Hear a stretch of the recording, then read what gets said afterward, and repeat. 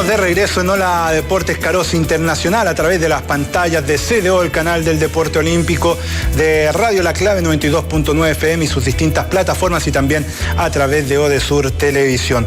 También se va a sumar a este diálogo. Estamos junto a Mateo Garralda, head coach de la selección masculina de balonmano. Hemos estado analizando lo que ha sido el Mundial donde estuvo Chile, y también se va a sumar a este diálogo arquero de la selección nacional.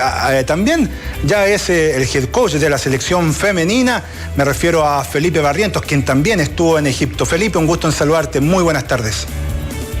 Hola, Juan Carlos. Bueno, saludarlos a todos, ahí a Mateo, Juan Antonio, a Patricio. Así que nada, un gusto para mí poder participar de la conversación. Bueno, primero que todo, también, ¿cómo está la cuarentena, Felipe? Bueno, aquí en casa, ahí aguantando un poco, por lo menos salí sorteado, no sé si para bien o para mal, ahí en el aeropuerto con PCR, ya lo tengo negativo, y esperar hasta el viernes que hay que hacer otro PCR. ¿Cómo evalúas, Felipe, lo que Juan fue? Carlos. Sí, Juan Antonio, lo escucho. ¿Me permites? Porque fíjate que Felipe Barrientos toca algo muy interesante. Hola, Felipe, un abrazo cordial, buenas tardes, bienvenido a la Deportes Carosi, el programa de todos los deportes. Felipe dice, salí sorteado para, en estos vuelos que llegan a Chile, efectivamente ese es un tema aleatorio, donde se elige a una cantidad de personas de un vuelo determinado, y diríamos se le hace el PCR de nuevo. A mí me parece que no es una buena práctica, al final no es una buena señal, porque en definitiva, por ejemplo, imaginemos en un vuelo vienen 200 personas y se toman 40 o 50 de ese grupo y los 150 se van para la casa. Nadie garantiza que esos 150 que vengan con su PCR haya pasado algo y efectivamente de los 50 que se quedan en forma aleatoria tengan que hacerlo. A mí ahí me parece que si no son todos, debería ser una medida mucho más extrema, aunque requiera más tiempo. Por eso decía Felipe delante de la pasadita, no sé si será bueno o malo, eso es lo primero. Y lo segundo, sobre lo mismo, hoy día arribó Carlota y Gabriela Sasso, que son las hijas de Carlos Sasso, gerente general del CDO, que además trabajó en Publicidad y en varias empresas a nivel internacional. Es un amante del Real Madrid, sufre con el Real Madrid cada vez que juega. Yo no he visto algún hincha que sufra más que Carlos Sasso, ahí lo digo públicamente, porque diríamos, se sale madre, como dicen los españoles, cuando va perdiendo o va en desventaja, más aún jugando en el Santiago Bernabéu. Pero como este no es un comentario hoy día de fútbol, y el Hola Deportes se dedica a los otros deportes, no fútbol, pero hecho un paréntesis, es para saludar a Carlota y a Gabriela, que se sacaron el loto, porque al final fueron elegidas, seleccionadas en este, diríamos, que decía Felipe, usted venga, póngase en esta finita porque le vamos a hacer nuevamente el PCR para ver qué pasa. Aun cuando venían con el PCR desde Madrid, España, por lo tanto, igual que Felipe venía desde Egipto, lo mismo que Mateo Garralda. El tema en cuestión, lo mismo que pasa Juan Carlos Páez, Pato Díaz y a nuestros televidentes y auditores, se ha dado mucho cuando a nivel territorial de Chile, usted viaja en bus. Yo viajo mucho en bus cuando voy a Concepción a ver a mi familia. Bueno, ya no voy a ver a mi padre porque no está, y a Mario tampoco, pero sigo teniendo familia en el sur, mis hermanos, el resto de mis hermanos, y viajo en bus, en M-Bus. Voy a aprovechar de pasarle una publicidad de M-Bus que tiene un tremendo servicio.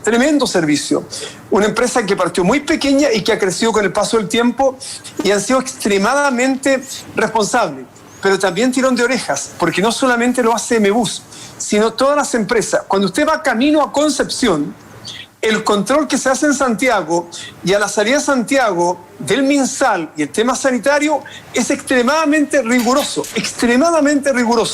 Le piden toda la documentación, temperatura, etcétera, pero cuando va en la ruta, en el camino, el bus para 10 veces y sube gente. Y a ese señor que sube no hay ningún control. No existe más control, salvo el que se hace a la salida, insisto, el terminal o a la salida a Santiago, cerca de llegar a Monticello. Ahí hay un control terrestre que permite, controlar si reúnen requisitos fundamentalmente de permiso o los permisos sanitarios respectivos, el salvoconducto, etcétera. Pero si usted sube, por ejemplo, en Rancagua, o en San Fernando, o en Talca, o en Linares, suben personas porque muchas veces el bus no va lleno, no va completo, suben y me van a disculpar. ¿quién toma providencias? ¿Quién toma, diríamos, este control de seguridad sanitario para garantizar los que se han pasado por un control en Santiago? Es quizás el símil de este ejercicio que he hecho con el aeropuerto. Alguien dirá, es que se van a demorar mucho más. Que se demore el tiempo que corresponda. Pero aquí estamos hablando de vidas, de personas, y no puede ser que un grupo determinado se va, el otro se queda, como bien dijo Felipe, salí sorteado y al final se queda en cuarentena y el resto se va a casa, que también tendrá que hacerlo. No sé cuál es el requisito que se establece. ¿Son menos días o los otros son más días? Pero es un tema a resolver que pasa en nuestro país, pasa a nivel de aeropuertos y más grave todavía, pasa cuando usted viaja en bus interprovincial, donde ahí, me van a disculpar, es territorio de nadie. Se quedaron todos en silencio. Quedamos todos sorprendidos. Felipe, como Condorito exijo una explicación, dice Felipe Barrientos. No, claro, pero bueno, como señalaba usted, a Felipe le tocó este sorteo, bueno, y a Mateo también, pero bueno, es parte de lo que ha estado tocando, a pesar que concuerdo totalmente con usted, Juan Antonio, en cuanto al fondo de lo que apunta su mensaje. Felipe, bueno, saliendo un poco de lo que es esta cuarentena, sin lugar a dudas, lo primero, preguntarte cómo es tu balance de lo que fue el Mundial para Chile en Egipto. Mira, yo creo que en principio es amargo porque, claro, no logramos el objetivo que queríamos. Si bien, claro, uno ya pasado el Mundial, uno ve y dice, claro, te tocaron 2 top 8 del mundo, bueno, un finalista, un cuarto finalista, un poco normal, se les dio cara, puede sonar un poco a consuelo, pero la realidad es que estábamos enfocados en ganarle un partido clave como era el de Macedonia, no lo logramos. Y después tuvimos una oportunidad para rehacernos y con Austria lamentablemente tampoco lo pudimos hacer. Entonces te queda todo eso amargo. Y después yo creo que algo sí para rescatar y para valorar es que el equipo dio vuelta a la página. No es fácil dar vuelta a la página cuando te pegan un palo tan duro. Y fuimos competitivos y finalmente terminamos ganando 3 partidos que teníamos la responsabilidad y a esta altura, más encima golpeados, y asumir esa responsabilidad y hacerlo y ganar bien. Yo creo que nos deja de buen pie para lo que queda, que en 5 semanas más, 6 semanas más, estamos compitiendo de nuevo. Así que bueno, amargo y con una esperanza para lo que viene. Patricio Díaz. Felipe, junto con saludarte, dices no cumplimos el objetivo, que me imagino era clasificar en el tercer lugar, estar en la disputa de los que seguían peleando por el título. En ese objetivo, si se hubiese cumplido, ¿con qué lugar soñaban ustedes o soñabas tú? Antes del Mundial, podemos llegar a tal lugar si clasificamos. ¿Con qué lugar tú soñabas? Y segundo, ¿cómo puede incidir, imagino que mucho y positivamente, esta experiencia tuya en los mundiales cuando tengas que volcarla en tus labores como head coach? Bueno, vamos a hacer un poco la imaginación esa de la ilusión que uno tiene al momento de competir. Bueno, ganándole a Macedonia te metía a ir un nuevo grupo y en ese nuevo grupo aparecía Bielorrusia como un equipo que ya le hemos ganado, entonces ya te da la posibilidad de ganar un partido y bueno, yo creo que eso ya te metía ojalá 21, 22, yo creo que por ahí la mejor expectativa es ganar 2 partidos, que es un poco lo que se hacía antiguamente en el Mundial de 24 equipos, o sea, era un poco ganar 2 partidos en esa fase. Y luego lo de la experiencia, claro, obviamente que todo lo que uno va acumulando, todos los errores que uno va cometiendo, o lo que uno va viendo de cosas buenas que se van haciendo en estos procesos, uno se las va quedando o también uno va haciendo la libretita esta de usted no lo haga, también me la hago, y cosas de oye, esto hay que mantenerlo y hacerlo, también, así que nada, ahí tengo varias cosas para seguir haciéndolas yo como entrenador y otras para no hacerlo. Juan Antonio Belmar. Quiero volver con Mateo Carralda. Fíjese, uno cuenta siempre infidencia de Mateo, y me va a disculpar Mateo, pero como le comentaba hoy día por la mañana, estoy de vuelta, entonces uno tiene algunos privilegios que puede comentar. Mateo Carralda debe ser uno de los técnicos más exigentes que tiene el deporte chileno junto, y hay varios más, pero nombres que uno puede reconocer, con filosofías además muy claras, que son extremadamente directos. Y Mateo Garralda tiene esa virtud, que es un elemento que a veces le puede pasar la cuenta en países en que están todavía en desarrollo en cuanto a su actividad deportiva. Me recordaba del Cachito Vigil, por ejemplo, en el hockey césped, que es un técnico también extremadamente preocupado, pero quizás con perfiles distintos en relación a Mateo. Mateo Garralda, cuando no sale algo en la cancha, y soy testigo de aquello, lo he visto en pocos técnicos, además entrenadores o head coach. Si usted se equivoca, Juan Carlos Páez, y esto para Juan Manuel Ramírez, si usted se equivoca, sale de inmediato el equipo. Va a la banca inmediato, pero de inmediato. Usted se equivocó en un pase y no entregó el pase como corresponde, o no con la ventaja que correspondía, o se demoró un segundo en la jugada, y usted sale. Porque además, como en el balón mano los cambios son instantáneos, no hay problema, sale inmediato. Lo vi en más de una ocasión a Mateo Garralda en Francia, y también muchas veces en entrenamientos, estos entrenamientos que él lo hace prácticamente recreándolos como si fuera un partido oficial de competencia. Y se lo quiero preguntar a Mateo, si en eso Mateo Garralda no ha renunciado, si mantiene esa misma filosofía, y por otro lado, si este control que tenía, el autocontrol, que en algún momento como jugador no lo tenía, porque era extremadamente explosivo, si efectivamente como entrenador lo ha logrado mantener equilibrado como es habitual, como yo lo vi en muchas facetas, Mateo. A ver. Pensé que se había ido Mateo con las dos preguntas. No, sí. A ver, he variado desde el punto de vista de que al final los jugadores que hay en el equipo nacional tienes que sumar lo que te da y lo que te resta. Y luego miras al banquillo. Entonces ya ese pase o ese lanzamiento que un jugador se podía equivocar y yo me llevaba las manos a la cabeza, igual hoy en día le permites uno o dos fallos más, o dependiendo, mirando a la banca lo que hay y lo que te ha generado, lo que hay en la banca, igual lo tienes que mantener hasta el final.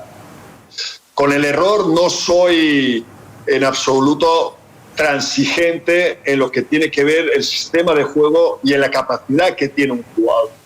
Yo tengo muy claro la capacidad que tienen mis jugadores y en la mayoría de las veces, por no decir todas, lo que son capaces de hacer y sobre todo lo que no son capaces de hacer. Lo que no son capaces de hacer no puedes permitir que lo hagan porque se va a convertir en un error. Y en lo que tiene que ver con el sistema de juego, en determinados puntos del sistema de juego soy tremendamente metódico y soy tremendamente exigente porque confío en él. Porque confío en él a fe ciega, pero confío en él a fe ciega porque en su momento yo tuve una reunión con los jugadores a nivel individual y me dijeron lo que eran capaces de hacer y lo que les costaba más. Entonces, todo el sistema está montado en función a las capacidades de los jugadores, no está montado en función a mi filosofía como entrenador. Mi filosofía como entrenador está desde el punto de vista de autoexigencia y de exigencia y de reglamentación dentro estricta, lo más estricta posible dentro del sistema. Entonces ahí eso lo tengo clarísimo. En lo que tiene que ver con mi manera de actuar en el banquillo, independientemente de mi expresividad, yo creo que la mayoría de las veces tengo muy claro lo que está sucediendo y tengo muy claro cuál es el camino para solucionar los problemas o cuál es el camino de afirmar aquello que está funcionando bien. Lo tengo muy claro. Y hay veces donde dices, esto no tiene salida. No tiene salida porque no ves una reacción a lo que propones o no ves una reacción al propio jugador. Por suerte, estos últimos años el jugador tiene esa capacidad de reacción de no bajar la cabeza y luchar hasta reventar. Luchar al máximo, a por todas y con la mayor autoexigencia y ambición. Patricio Díaz. Mateo, a propósito de lo que viene, que ya se ha esbozado acá el preolímpico, ustedes tuvieron la oportunidad de jugar con Corea del Sur, pero usted mismo decía que no está claro que esa misma Corea del Sur vaya a ser la que esté en el preolímpico. No sé si será el caso de Brasil, no jugaron, pero lo observaron, si fue con su mejor gente, si esta misma gente va a jugar ahí en Noruega. Y lo otro, han tenido noticias a propósito de Noruega, porque el presidente del balonmano nos decía el viernes anterior que hay un 50% que sea en Noruega y el 50% que no sea en Noruega. ¿Han tenido noticias en ese sentido? No, pero mira, tal y como está sucediendo en los últimos meses, me espero cualquier cosa, pero absolutamente cualquier cosa. Con el tema de Corea, yo justamente a la vuelta estuve repasando toda la información que tenía de Corea y toda la información a nivel individual, a nivel de juego colectivo ofensivo, defensivo, y la estuve comparando con el Mundial que acaban de jugar. Mira, por suerte hay cosas similares y hay cosas que no tienen mucho que ver unas con otras. Por suerte, nuestro tercer partido va a ser contra Corea. Por lo tanto, ya desde el primer partido veremos exactamente lo que tienen y afianzaremos la información en algunos aspectos y otros aspectos la desecharemos. Entonces, eso para mí es una muy buena ventaja, porque realmente se ha escuchado de todo sobre Corea, que ha venido un equipo más joven, que ahora cuando vuelven a Corea van a estar 15 días confinados y no querían renunciar a esos 15 días confinados. No querían tener esos 15 días confinados, por lo tanto, no querían parar ese proceso para el preolímpico, por lo tanto, el equipo más fuerte no ha venido al Mundial, pero comparando vídeos resulta que hay más de un jugador que estuvo en los vídeos pasados de todo el año 2020, 2019 y que ha estado en este Mundial. Por lo tanto, repito, es todo muy confuso. Y lo de Noruega, lo que te he comentado, puede pasar cualquier cosa, pero no cabe duda de que se va a preparar con la mayor conciencia y lo más meticulosamente posible el preolímpico. Brasil sí va a tener, por ejemplo, Borges, es muy probable que esté, es el extremo izquierdo de Brasil, y es muy importante.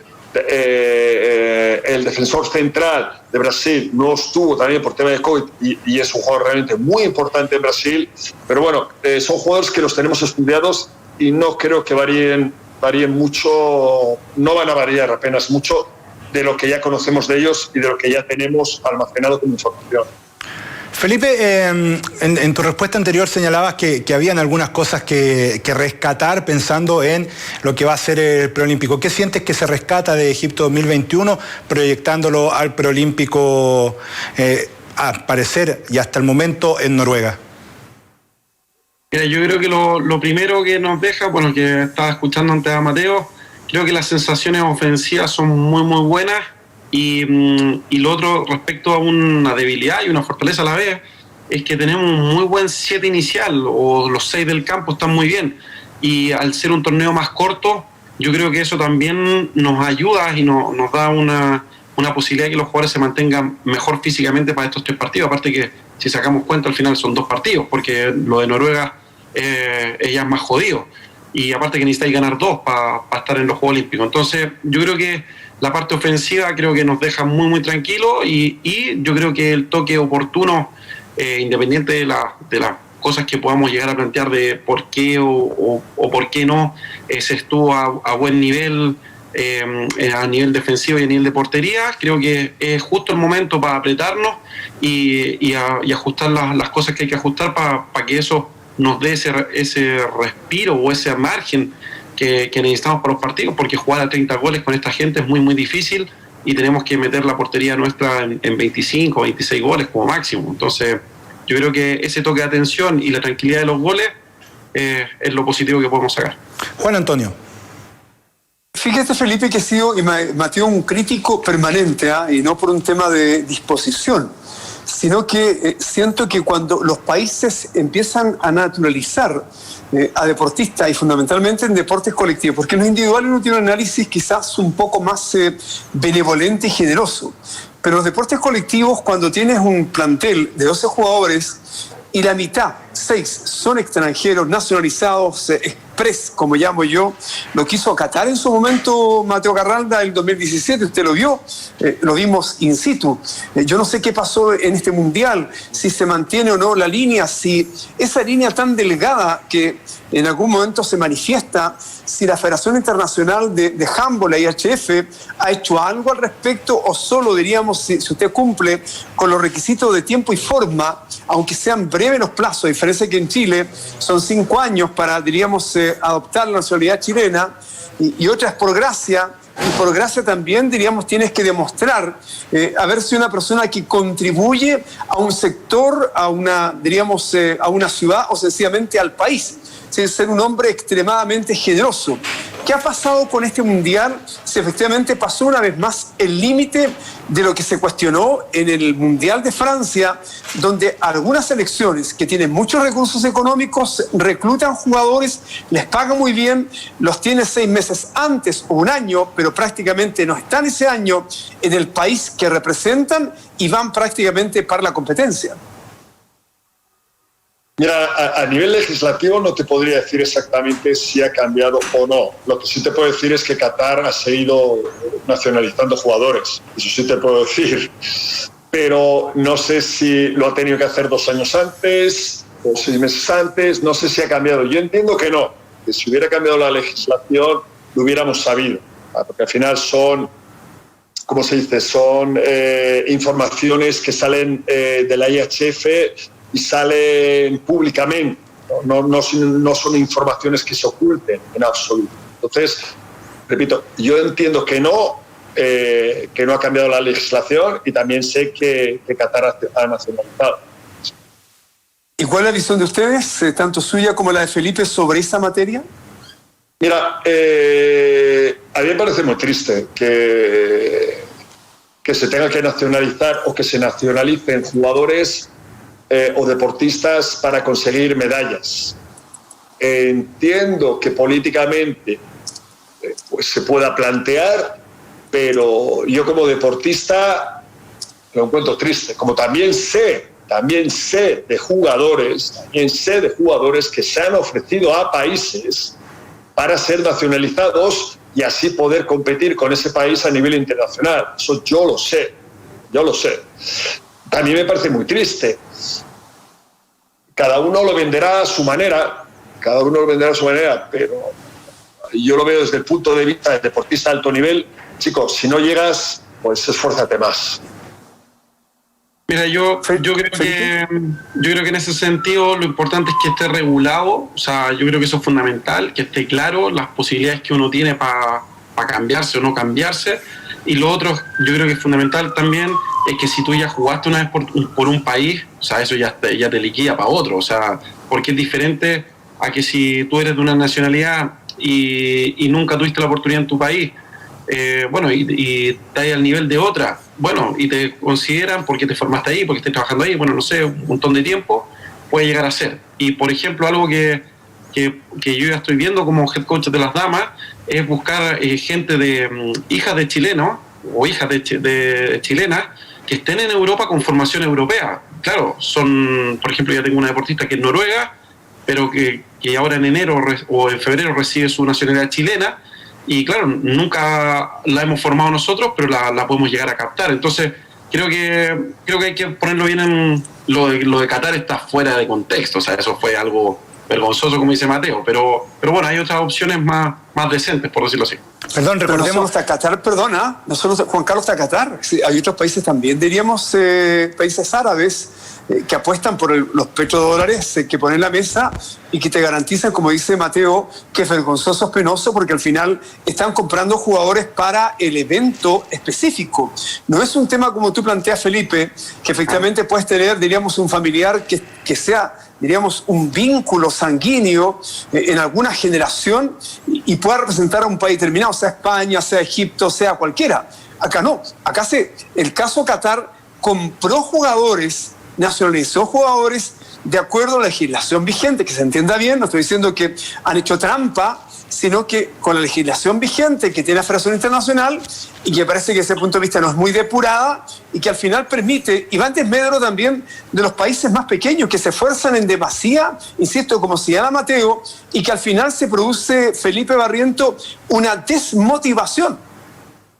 Ya, como te digo, lo de Qatar no entra en ningún análisis, o sea, esos se han pasado de la raya, aunque están en una parte legal, pero claro, a nivel de comprar jugadores creo que no le hace bien al deporte, o sea, no le hace bien a la competencia, no ayuda en ese sentido.